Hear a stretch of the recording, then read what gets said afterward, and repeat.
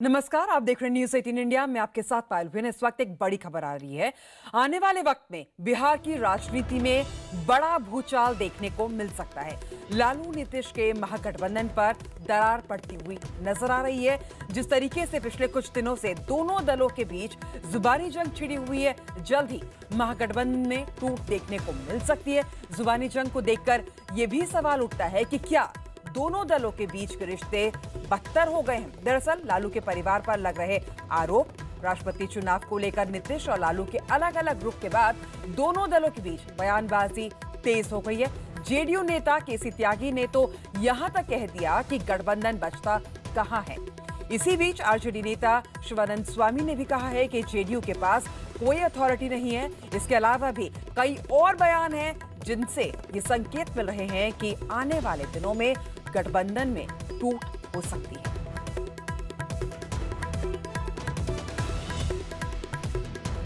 कांग्रेस का सोनिया गांधी का सबसे विश्वस्त सलाहकार गुलाम नबी आजाद और वो नीतीश कुमार के ऊपर आरोप लगा रहे हैं कि इनकी एक लॉयल्टी नहीं है, इनका एक सिद्धांत नहीं है, इनके अनेक सिद्धांत हैं।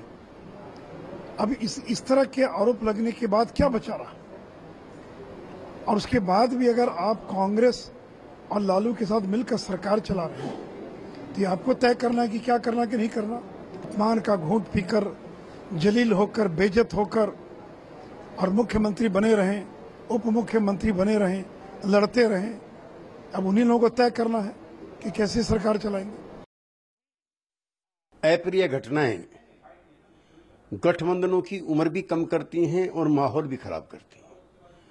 जनता दल यू एक अनुशासित पार्टी है। आदरणीय सोनिया जी और माननीय श्री लालू प्रसाद जी के बारे में हमारे कार्यकर्ता कोई टिप्पणी नहीं करते हैं। इसलिए हमारा सहयोगी पार्टियों से निवेदन है, असहज टिप्पणी करने से परहेज करें। ज्यादा जानकारी के साथ पटना से जुड़ रहे हमारे सहयोगी चंद्रमोहन कुमार और दिल्ली से अरुण सिंह। सबसे पहले पटना चलते हैं चंद्रमोहन के पास। चंद्रमोहन, ये लोकल लेवल पे ये बयानबाजी लगातार हो रही है जो आग में घी डालने का काम कर रही है। क्या इनको रोकने की कोशिश नहीं की गई, इन नेताओं को जो लगातार बयानबाजी कर रहे हैं? बिल्कुल, देखिए, जिस दिन राष्ट्रपति चुनाव का ऐलान हुआ और रामनाथ कोविंद का जैसे नाम सामने आया, उसके बाद से नीतीश कुमार ने साफ तौर पर यह कहा था कि वो उनका समर्थन करेंगे और उसके बाद से ही लगातार दोनों तरफ से बयानबाजियों का दौर जारी है। और साथ में जो इनके प्रवक्ता हैं वो एक दूसरे के ऊपर वार और पलटवार कर रहे हैं। लेकिन कल शाम में लालू यादव ने अपने घर पर दो लोगों को बुलाया, जिसमें भाई वीरेंद्र को उन्होंने साफ तौर पर यह कहा कि इस तरह की बयानबाजी वो लोग ना करें।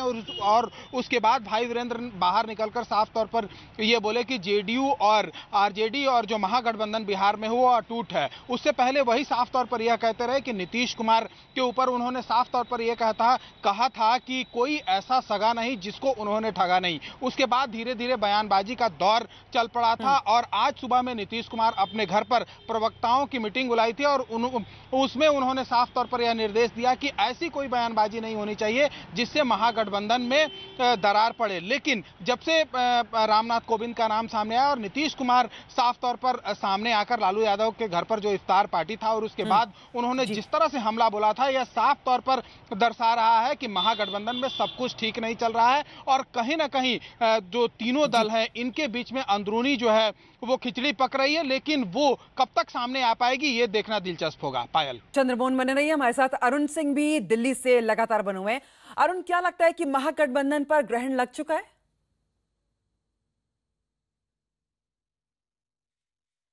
देखिए, जहां तक कांग्रेस की बात है पायल, कांग्रेस को ऐसा लगता है कि 2019 से पहले जो एक मौका था राष्ट्रपति चुनाव में विपक्षी एकता दिखाने की, वो जो गुब्बारा एक फुला रहा था विपक्ष, उसमें पंचर कर दिया नीतीश कुमार ने। नीतीश कुमार ने पहले ही कोविंद को समर्थन का ऐलान कर दिया और ये सिर्फ आज का ही गुस्सा कांग्रेस का नहीं है। कांग्रेस को ऐसा लगता है कि नीतीश कुमार ने उनको धोखा दिया राजनीतिक रूप से, क्योंकि जब बिहार में गठबंधन की बात चल रही थी तो राहुल गांधी कतई लालू यादव के साथ गठबंधन को तैयार नहीं थे, क्योंकि उनका यह मानना था, और अगर आपको उसके भी पहले ले जाऊं तो लालू यादव को बचाने वाला जो एक ऑर्डिनेंस था, उनको प्रेस क्लब में उन्होंने फाड़ा था, दागियों को बचाने वाला ऑर्डिनेंस।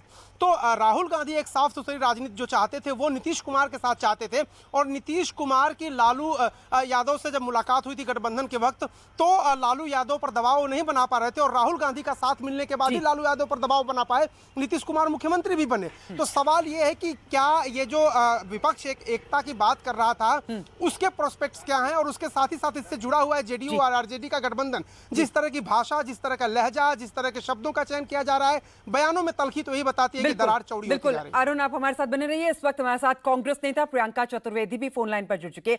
प्रियंका, जिस तरीके के हालात बन रहे हैं बिहार में, जो बयानबाजी हो रही है, क्या लगता है कि जो गठबंधन है वो मुश्किल में है? नहीं, बिल्कुल कोई मुश्किल में नहीं है गठबंधन, पर सबके अपने अपने विचार हैं, सोच हैं। हर गठबंधन का ये जरूरी नहीं है कि हर चीज में तालमेल हो। हम यहाँ पे देखते हैं महाराष्ट्र में किस तरीके से शिवसेना अपनी बात करती है, भारतीय जनता पार्टी अपनी बात करती है, फिर भी एक गठबंधन में रहती हैं। जो एजेंडा ऑफ अलायंस है वो अलायंस का एजेंडा गवर्नेंस का एजेंडा है, उसके मुताबिक चलता रहेगा। और भले ही भारतीय जनता पार्टी को लग रहा होगा कि इनमें इसको किसी तरीके का फायदा होगा, फायदा होने से बहुत दूर है। सबके अपनी अपनी सोच है, विचारधारा है, पर गवर्नेंस के लिए एक कॉमन एजेंडा है जिसके हिसाब से काम किया जाएगा। लेकिन जिस तरीके से आरजेडी के तमाम नेता बयानबाजी कर रहे हैं जेडीयू को लेकर, जेडीयू के भी तमाम नेता बयानबाजी कर रहे हैं और कह रहे हैं कि यहाँ पे आरजेडी का हमने कल देखा, भाई वीरेंद्र कह रहे थे कि ऐसा कोई सगा नहीं जिसको नीतीश ने ठगा नहीं। इस तरीके की बयानबाजी आपको लगता नहीं कि कहीं ना कहीं मुश्किल जरूर खड़ी कर सकती है? नहीं, कोई मुश्किल नहीं खड़ी होने की बात है।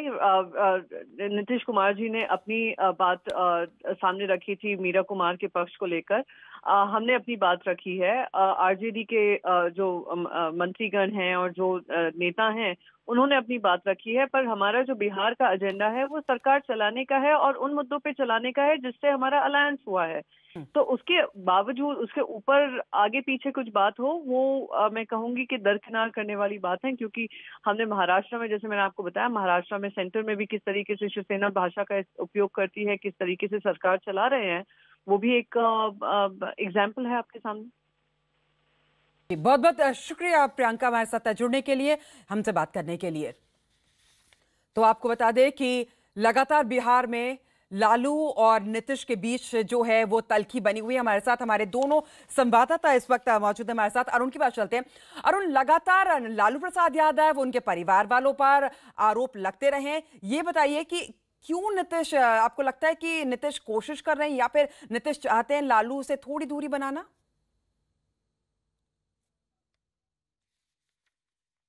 देखिए, नीतीश कुमार राजनीति में एक ऐसे शख्स रहे हैं जो अपनी व्यक्तिगत जो उनकी छवि है उसका बहुत ख्याल रखते हैं। बीजेपी के साथ भी जब वो थे तो उसका ख्याल रखते थे, और जब आरजेडी के साथ उन्होंने गठबंधन किया वो मजबूरी का गठबंधन था जो उनके खुद की मजबूती के लिए जरूरी था, क्योंकि बीजेपी के साथ उनके मतभेद हो चुके थे उस वक्त, और समय की नजाकत को देखते हुए उन्होंने लालू यादव से समझौता किया था। लेकिन बार बार वो ये कहते थे कि लालू यादव अब सक्रिय राजनीति में नहीं है, सक्रिय राजनीति या चुनावी राजनीति में नहीं है, और इसलिए तेजस्वी यादव और तेज प्रताप यादव को आगे किया गया था।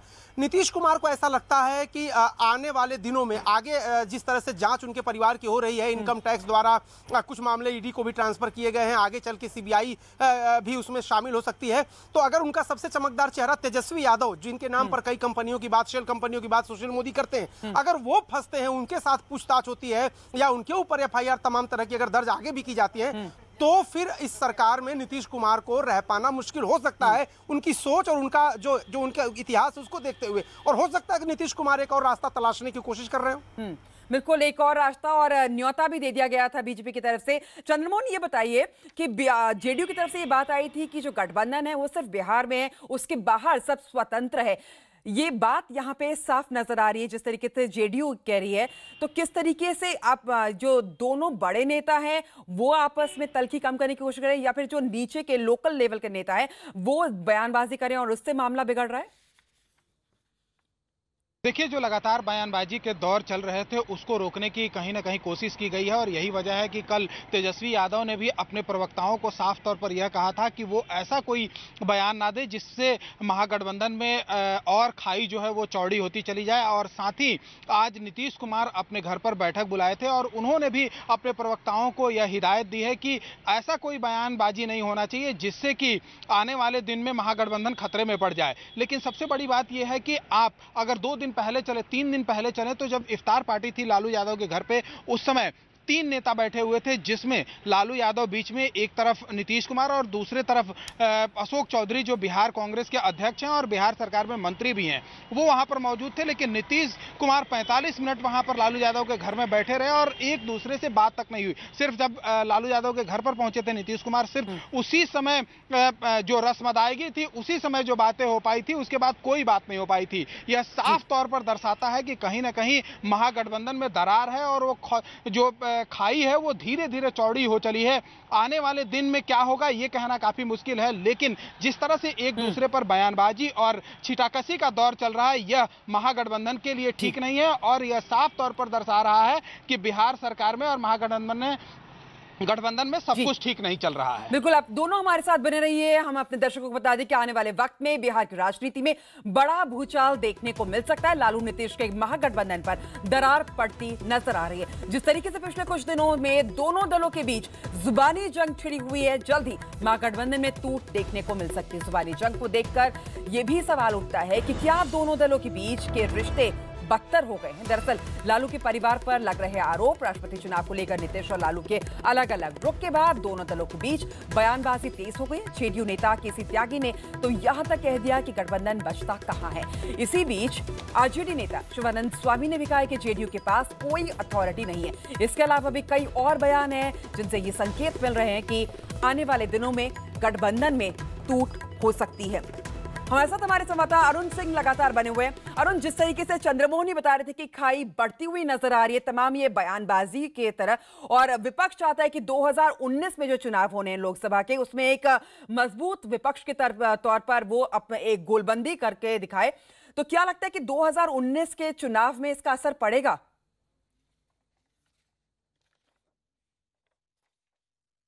देखिए पायल, सबसे बड़ी बात होती है कि राजनीति में राजनीतिक दल माहौल बनाते हैं और माहौल बहुत अहम होता है। एक हवा निकलती है अगर दिल्ली से या किसी राज्य की राजधानी से, तो उसका असर बहुत दूर तक होता है और इसीलिए संदेश देने के लिए कई बार इस तरह के बयान दिए जाते हैं, गठबंधन किए जाते हैं। जहां तक 2019 की लड़ाई है, एक वक्त में ऐसा लग रहा था कि पूरा विपक्ष जो है, समूचा विपक्ष एकजुट हो जाएगा और प्रधानमंत्री नरेंद्र मोदी जो 2019 में भी पार्टी के चेहरे होंगे, उनको कड़ी टक्कर देगा। लेकिन जिस तरह से नीतीश कुमार ने पहले ही जो यूपीए है, सो कॉल्ड यूपीए का गठबंधन एक बन रहा था, जिसको बीजेपी भानुमति का कुर्बा भी कहती है, उससे खुद की राहें अलग कर ली, खुद की राहें जुदा कर ली।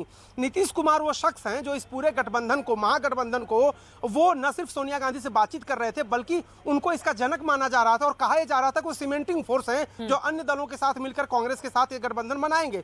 लेकिन खुद ऐसा व्यक्ति जो पूरे गठबंधन की रूपरेखा तैयार करने के लिए महत्वपूर्ण व्यक्ति हो, अगर वही गठबंधन छोड़ के या गठबंधन की लाइन से अलग चला जाता है तो निश्चित रूप से धक्का लगता है। 2019 में जो विपक्ष की एकता और मोदी को घेरने की रणनीति थी, बीजेपी के लिए आसानी है, बीजेपी के लिए खुशी की बात ये जरूर हो सकती है, लेकिन विपक्षी एकता के लिए मुश्किल तो है ही नीतीश का छिटकना।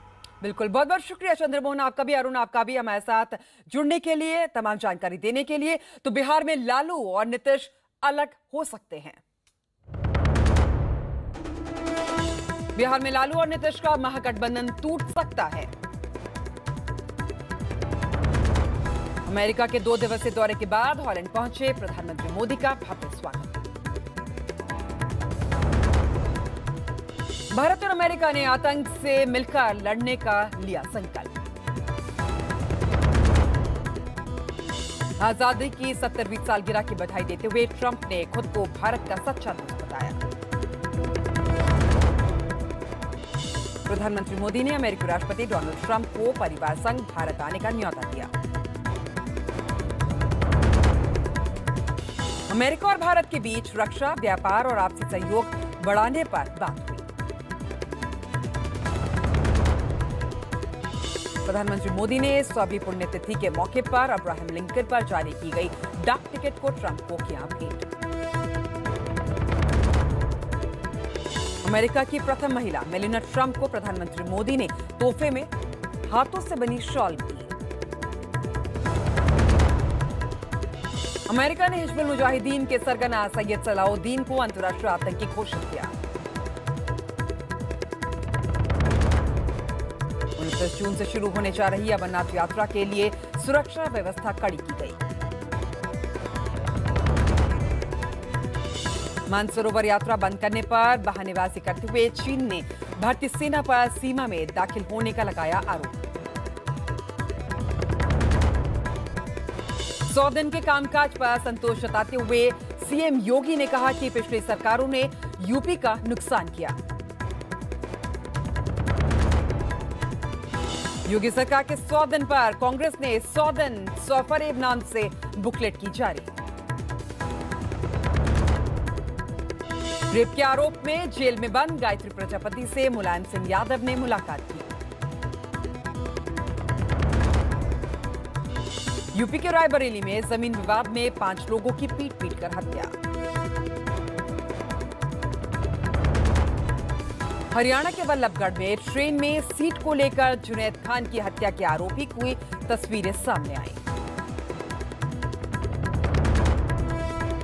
गोरखालैंड की मांग पर अड़े जेजेएम के कार्यकर्ताओं ने पीठ पर ट्यूबलाइट फोड़कर प्रदर्शन किया। कोलंबिया में नाव हादसे में मरने वालों की संख्या 6 हुई, 15 लोग अब भी लापता।